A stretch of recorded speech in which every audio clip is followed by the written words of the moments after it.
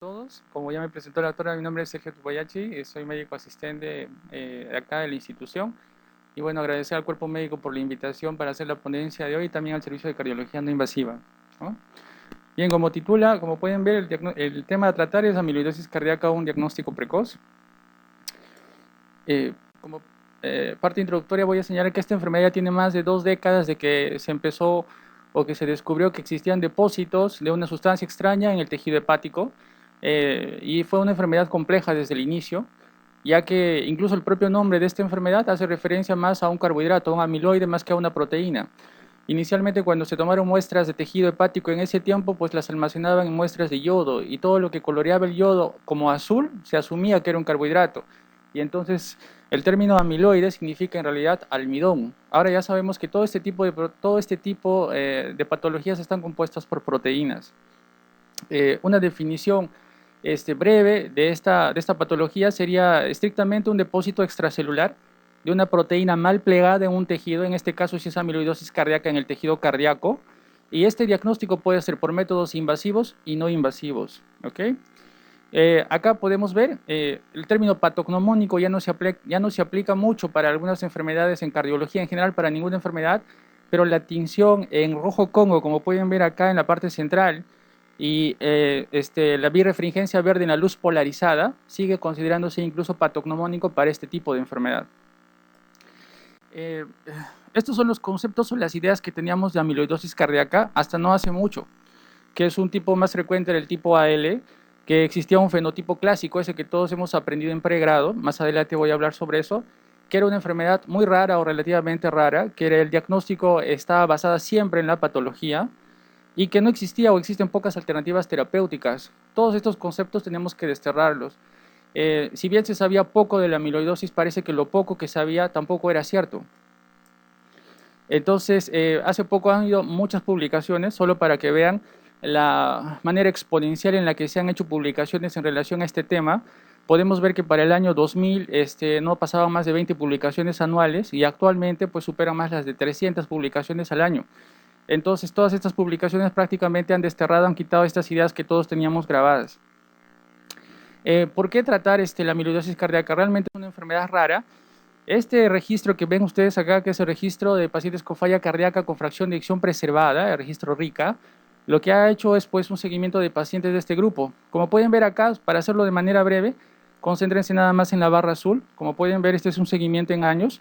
La barra azul, que es la que ocupa el mayor número de pacientes, viene a representar los pacientes que tienen fracción de eyección preservada.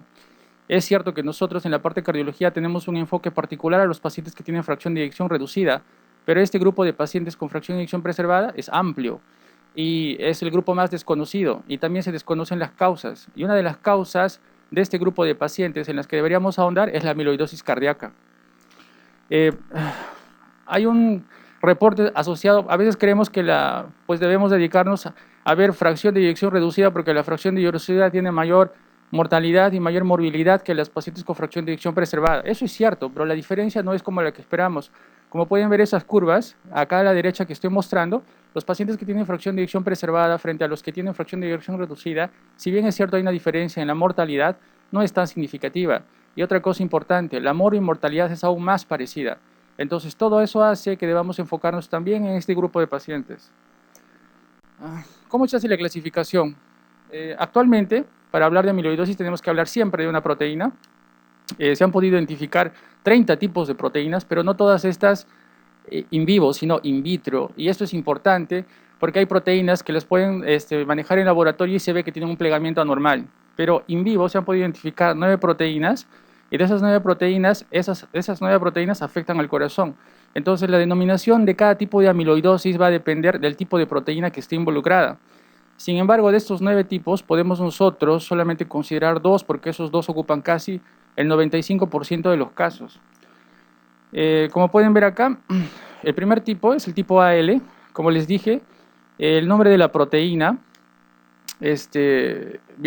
la segunda letra de la denominación de cada tipo de amiloidosis hace referencia a la proteína. En este caso, el tipo AL, que es uno de los más frecuentes, la proteína que está involucrada es la proteína de cadenas ligeras. Más adelante voy a hablar un poquito más de eso. Pueden ver acá que la frecuencia de afectación cardíaca es del 70%. Este de acá es el pronóstico de vida de los pacientes, que en general es pobre, y los síntomas que acompañan generalmente acá. Este tipo de amiloidosis pues está relacionado a una gamapatía monoclonal. Entonces los síntomas van a ser pues hematológicos y también va a haber un compromiso renal importante. El otro tipo importante que tenemos que memorizar son solo estos dos tipos de proteínas, las que deberíamos tener siempre en cuenta. Es el tipo ATTR, ¿no? La proteína que está involucrada es la transtiretina. Puede ser de dos tipos, hereditaria o no hereditaria. Y acá es que hay que prestar atención, ¿no? Por ejemplo, pueden ver acá que en el tipo no hereditario, o lo que antes se conocía como senil, el compromiso cardíaco es del 100%. Y otra cosa importante es que la vida media de estos pacientes tiene mejor pronóstico comparados a los de tipo AL. Los síntomas que predominan en este tipo de pacientes son los síntomas neurológicos, también los síntomas, por ejemplo, acá, compromiso visual, del bíceps, síndrome del túnel carpiano y ese otro tipo de cosas. El resto del grupo de amiloidosis que comprometen el corazón son estos de acá, que la verdad solamente para tener referencia, pueden ver que las proteínas que están comprometidas acá son proteínas que están, por ejemplo, dentro de lo que es el perfil de coagulación y también las lipoproteínas, ¿no? Voy a pasar a hablar un poquito ahora solamente describir un poquito de los dos tipos de amiloidosis que son los más frecuentes. Este es la amiloidosis AL, y como pueden ver, la amiloidosis AL es prácticamente un linfocito que termina formando un plasmocito, y este plasmocito es el que va a producir los anticuerpos, ¿no? Esos anticuerpos son proteínas, eso lo sabemos. Y aquí podemos ver un anticuerpo y con sus dos partes, que son las cadenas pesadas y que son las cadenas ligeras, estas pequeñas que están acá. ¿Ya? Ese tipo de cadenas, estas cadenas ligeras, a la vez tienen una denominación que se llama kappa y lambda. ¿Es importante recordar eso? Sí, es importante. ¿Este tipo de cadena ligera es específica para cada tipo de inmunoglobulina? No, esta inmunoglobulina es común a todas las demás. O sea, cuando nosotros tenemos una denominación de las inmunoglobulinas, como acá, por ejemplo, que quería mostrarles, como ustedes pueden ver, de los 5 tipos de inmunoglobulinas que nosotros conocemos, la porción de cadena ligera la comparten todos. Lo que hace diferente a cada inmunoglobulina es la cadena pesada. ¿Por qué es importante hablar de esto? Para entender luego las pruebas que se van a hacer para el diagnóstico de esto. Estas cadenas ligeras, una célula que ha sido mutada, va a producir estas cadenas ligeras anormales, va a haber una sobreproducción de este tipo de cadenas y eso va a generar un mal plegamiento y un depósito en todos los órganos del cuerpo.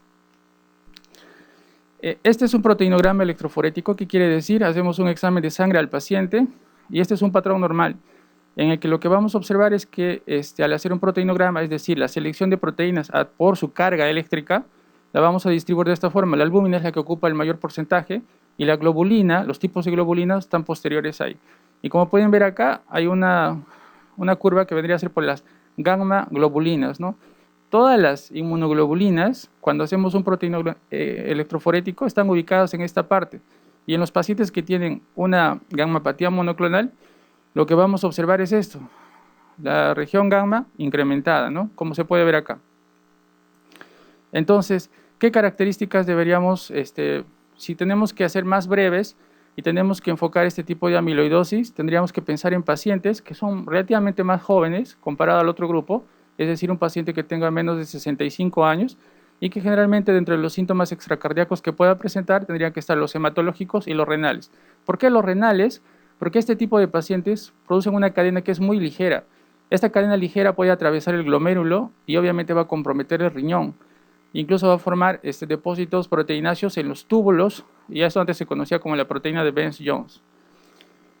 En el tipo AL, entonces, cuando nosotros queramos hacer un enfoque diagnóstico, dentro de las últimas recomendaciones, cuando nosotros sospechamos de un paciente con amiloidosis AL, lo que tenemos que solicitar es justamente eso, ¿no? Un dosaje sérico de cadenas, como pueden ver acá, y lo que nosotros queremos detectar es una inmunoglobulina, ¿no? Es lo que vamos a observar. Y en el caso de la orina, ¿por qué siempre se pide sérico y orina? ¿Por qué siempre debe ser sérico y orina? Por lo que les había mencionado anteriormente. Se supone que a nivel urinario lo que vamos a ver es la cadena ligera, porque esta sí puede atravesar y esta es la que vamos a ubicar. A nivel sérico lo que vamos a observar es la confirmación clonal de toda la inmunoglobulina, ¿no? Eso es lo más importante.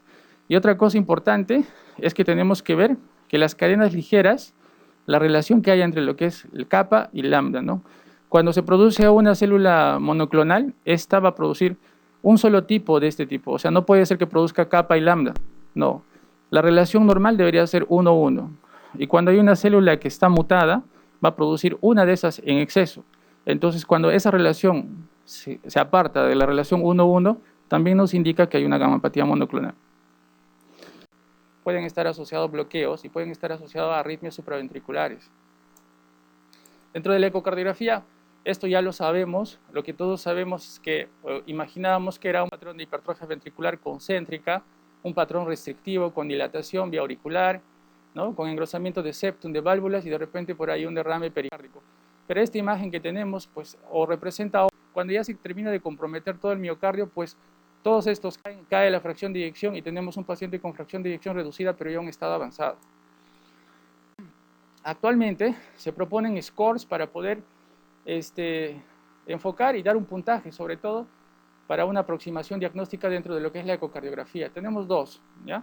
El criterio inicial es que obviamente la pared del ventrículo tenga mayor a 12 milímetros, eso tiene que estar presente en ambos scores, y después se van a aplicar dos. El primero, que solamente considera tres características, A, B, C, y que para que sea positivo, tiene que tener dos de estas por lo menos, y como pueden ver, lo que pide es que tenga una disfunción diastólica por lo menos de grado 2, el otro que tenga lo que conocen como la regla de los 5-5-5, es decir, al hacer un Doppler tisular, valores menores a 5 centímetros por segundo, y finalmente el strain, que es lo que acabo de mencionar, que es algo importante, y que se encuentra en los dos scores. El otro score considera un puntaje mayor a 8 puntos, en el que lo que vamos a considerar es una relación, un cociente, entre las paredes, ya sea septum, pared posterior, y el diámetro diastólico, que tiene que ser mayor a 0.6.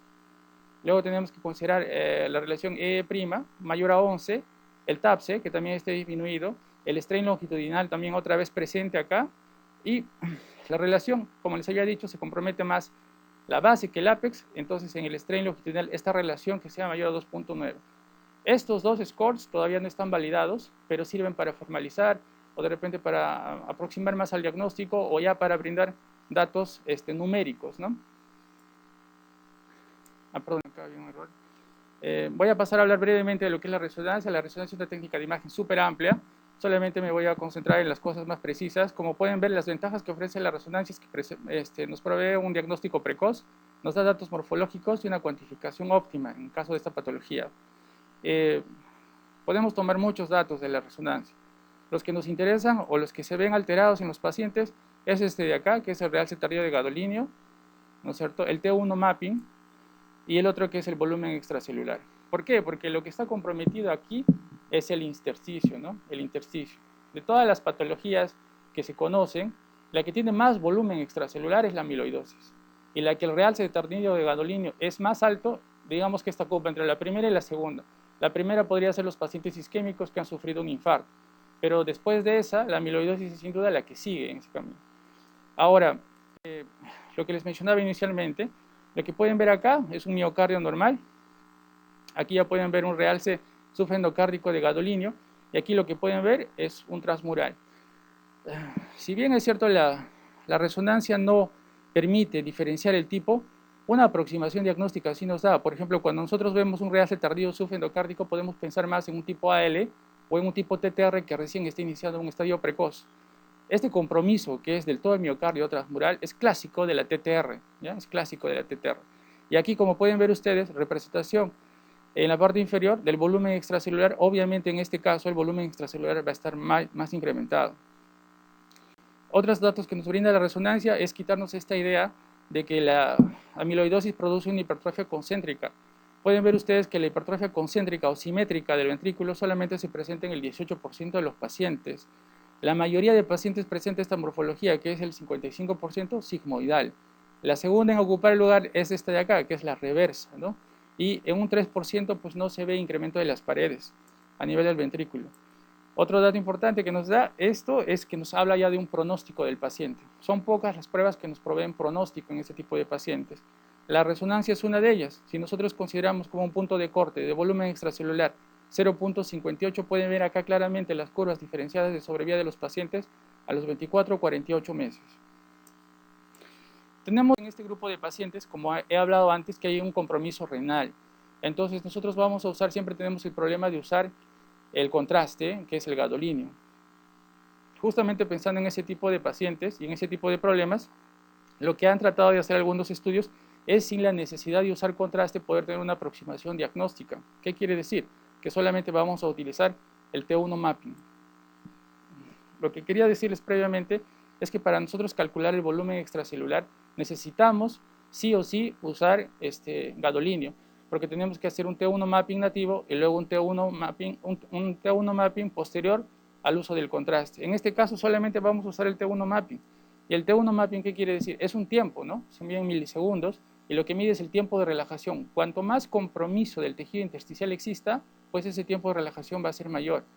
Los parámetros o los rangos que se utilizan para valorar esto dependen de cada equipo y dependen de cada centro, pero podemos nosotros tener acá como referencia, más adelante le voy a mostrar, por ejemplo acá, rangos de referencia, ¿no? Si es, por ejemplo, mayor a 1164 milisegundos, ¿qué quiere decir? Que el tiempo, el T1 mapping en este caso nativo, es elevado y tendría una alta sospecha de amiloidosis cardíaca, ¿no? Entonces, esta prueba, sin el uso incluso de contraste, ya nos permite una aproximación en diagnóstico. La otra herramienta que ha sido prácticamente, está descrita en la literatura como un boom, es el uso de la gammagrafía para el diagnóstico de esta enfermedad. Cuando nosotros hablamos de medicina nuclear, siempre vamos a hablar de un ligando y de un radiotrazador. El ligando es la sustancia que nos va a permitir llegar al órgano que queremos estudiar y va a aportar un radiotrazador, ¿no? Por ejemplo, la fluorodesoxiglucosa. Utilizamos glucosa y el radiotrazador va a ser el flúor, ¿no? En cambio, para este tipo lo que vamos a usar es el tecnesio pirofosfato. El ligando es el fosfato y el radiotrazador va a ser el tecnesio, ¿no? Y pues, ¿por qué hablamos de fosfatos o difosfonatos? Normalmente lo que asociamos esto es fosfatos, calcio, o sea, estudio de hueso, el ligando se va a ir al hueso. Sí, inicialmente lo que se había hecho era gamografías óseas de ese tipo de pacientes. Y fue un hallazgo encontrar que a los pacientes que le hacían gamografías óseas, en algunos, presentaban también captación de radiotrazador a nivel cardíaco. No se sabe el por qué actualmente, pero se ha visto que tiene mucha utilidad. Entonces, esto ya partió desde el año 2002. ¿Qué ventajas tiene esta técnica? Es una técnica que, frente a otros tipos de estudios, es una técnica relativamente costo-beneficio barato, se hace en la institución. No hay diferencia entre los fosfatos que se puedan usar. Como pueden ver acá, se puede utilizar el difosfonato, el hidroximetil difosfato, el difosfonato, que es el universalmente más conocido. En todos ellos los resultados han sido los mismos, ¿ya?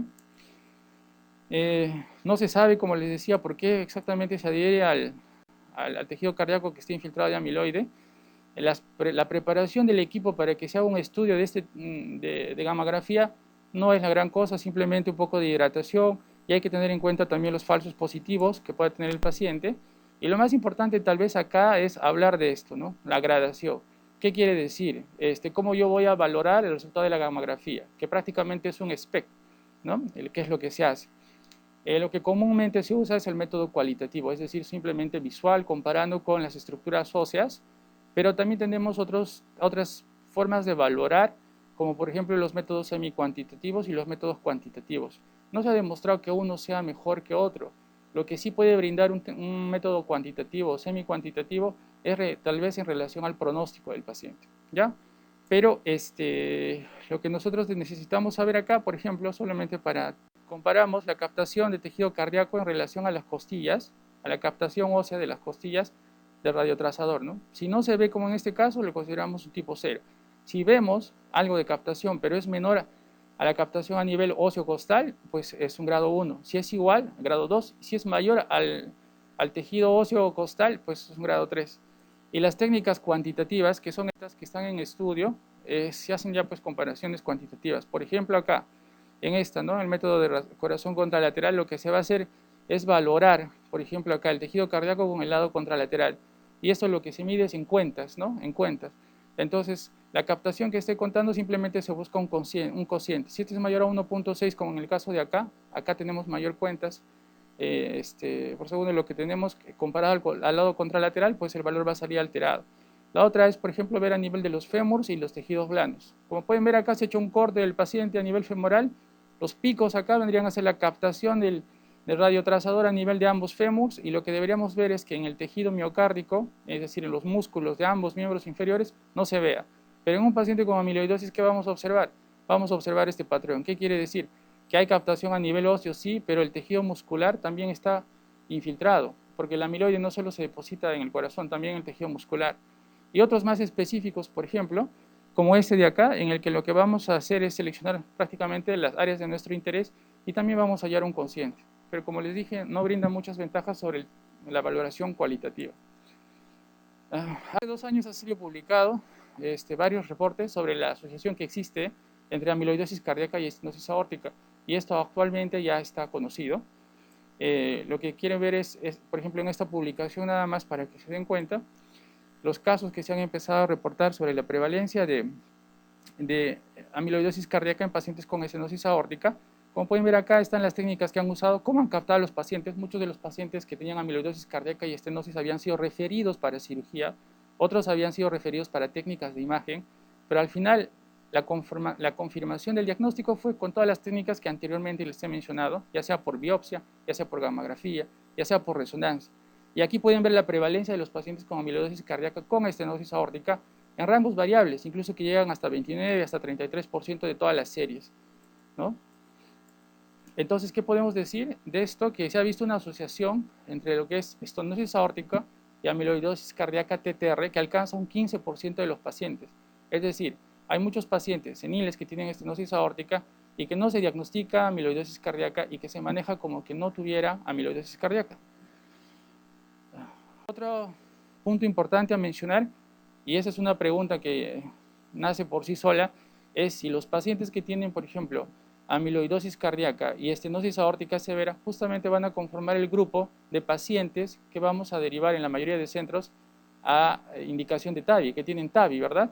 Entonces la pregunta era, ¿un paciente que tiene amiloidosis cardíaca y estenosis aórtica severa tiene mayor o menor ventaja de ir a TAVI o debe ser excluido de la lista de TAVI?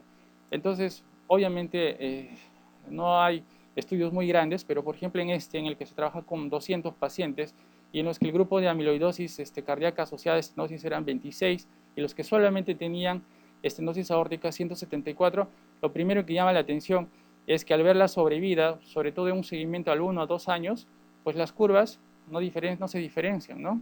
¿Qué quiere decir? Que en ambos ha tenido un efecto idéntico y a los pacientes que se ha colocado la válvula, pues no han muerto, o sea, ya sea por la amiloidosis que tengan de base, también hay un beneficio. Y el segundo punto a ver es que si los comparamos con los pacientes que solamente se les ha brindado terapia médica, que son las líneas inferiores, pues la diferencia sí es notable. Incluso el grupo de pacientes que más se perjudica, la línea verde acá abajo, es el grupo de pacientes que tienen amiloidosis cardíaca con estenosis aórtica severa y solo se les deja como terapia médica, ¿no? Eso es muy importante. Entonces podríamos concluir que no ha habido una diferencia, por lo menos a un seguimiento mediano. Segundo, que no ha habido diferencias en relación a las complicaciones de estos pacientes en el procedimiento y que, bueno, los pacientes con amiloidosis cardíaca y estenosis aórtica sí se ha demostrado un beneficio notable frente a los pacientes que solamente deberían permanecer con terapia médica. Otra cosa importante, ¿de qué va a depender entonces seleccionar bien a un paciente que tenga estenosis aórtica severa y que tenga amiloidosis cardíaca? De la valoración integral del paciente. La primera traba que podemos tener en este tipo de pacientes es que no estemos seguros de que sea una estenosis aórtica. ¿Por qué? Porque va a haber un grupo de pacientes que pueden tener bajo gradiente, bajo flujo, bajo gradiente, y lo que normalmente utilizamos acá para discriminar si es o no, por ejemplo, que es el test de estrés con dobutamina, no va a ser muy útil en este grupo de pacientes. Lo que podemos hacer es ayudarnos con la tomografía. El segundo punto clave es ver qué tan avanzada está la enfermedad. Como pueden ver acá, si tenemos un paciente que ya tiene una fracción reducida, que tiene un estreno o un volumen de aceto ventricular menor a 20 L por metro cuadrado y que tiene un estreno longitudinal menor a 10, este tipo de pacientes pues ya nos habla de una enfermedad avanzada. Si hacemos una unidad clínica, pues debería pasar por un grupo para, de acuerdo a eso, un equipo especial, para de acuerdo a eso elegir bien si puede ir a cirugía o TAVI. Sin embargo, esto no descalifica al paciente para que también sea tributario de TAVI. En lo que respecta a marcadores de pronóstico, solamente mencionar que existen dos, la troponina, es decir, cuando tenemos un paciente con diagnóstico de amiloidosis, deberíamos solicitar esas dos pruebas, ya que se ha visto que tiene también, son marcadores pronósticos, ¿no? Como pueden ver en estos rangos, una troponina de 0.05, se ve una diferencia, una separación de curvas clara, igualmente cuando se toma el ProBNP y se toma como punto de corte en el valor de 3000. Esta parte simplemente era para mencionar lo que es la tipificación que les mencioné anteriormente. Y bueno, el tratamiento. Lo que les quería mencionar, esta es la parte de repente más novedosa que ha existido en relación a la amiloidosis, el tratamiento. Existen diferentes dianas, por ejemplo, para la TTR, para la L obviamente es la quimioterapia y el trasplante de médula ósea, lo necesita el paciente, y para la TTR lo que va a hacer es usar diferentes tipos de fármacos, dependiendo en qué parte evolutiva de la enfermedad queremos, ¿no? Por ejemplo, si queremos inhibir la síntesis de este tipo de proteína, pues vamos a utilizar este tipo de herramientas, ¿no? Podríamos hacer un trasplante hepático. Hace poco me preguntaba la doctora si el trasplante hepático seguía siendo una buena opción. Anteriormente se consideraba dentro de una de las principales opciones porque el razonamiento era, si tienes un hígado que produce una transtiretina mutada y está comprometiendo los demás órganos, pues deberías sacarle el hígado, trasplantarlo. Actualmente constituye una indicación última, porque si diagnosticamos la enfermedad de un estadio precoz, tenemos fármacos que pueden evitar la evolución de la enfermedad. Y si tenemos un diagnóstico de una amiloidosis TTR ya con un estado avanzado, no tiene mucho sentido ofrecerle un trasplante hepático, ya que el compromiso de los órganos no se ha considerado que sean reversibles en la mayoría de casos, ¿ya? Acá tenemos este tipo de medicamentos que es el patisiran, el inocertén, que generalmente están aprobados para el uso en pacientes que tienen principalmente manifestaciones neurológicas. El otro grupo de fármacos dentro de estos que tienen estabilizar, ¿qué quiere decir? Que una vez que ya se ha sintetizado la proteína, evitan que ésta se fragmente para que luego se pliegue mal. En este grupo tenemos el tafamides, el diflunisal y el acromidis. Dentro de estos, el que se recomienda para uso cardiológico y está aprobado es el tafamidis. Y finalmente, los que son los removedores de la degradación. Aquí, bueno, tenemos la doxiciclina y otros medicamentos que todavía están actualmente en estudio. Es importante mencionar acá que dentro de los fármacos que también se pueden usar están los que tienen edición genética, y esto voy a simplemente hablar brevemente. Los pacientes, para un resumen nada más, si yo tengo un paciente que tiene amiloidosis TTR wild y tiene síntomas o compromiso cardíaco, la droga de elección es el tafamidis. Si el paciente tiene una TTR que es mutante, tengo que valorar si el paciente tiene solamente síntomas cardíacos, va a ser mi primera opción el tafamidis. Si tiene síntomas cardíacos y también una polineuropatía, puedo usar tafamidis y patisiran. Y si el paciente tiene solamente una polineuropatía, puedo usar tafamidis, patisiran o inocertén. Como pueden ver, el tafamidis se aplica para también los pacientes que tienen síntomas neurológicos. Este es el estudio que es el ATRAC-ACT, que bueno, es el estudio que demostró la efectividad del tafamidis. Brevemente, se han hecho 3 grupos, ¿no?, en los que se comparó tafamidis 80 miligramos, 20 miligramos y placebo.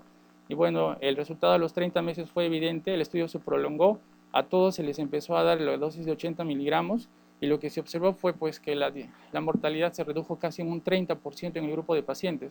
Entonces, en base a este estudio es que ha quedado demostrado la eficacia del tafamidis.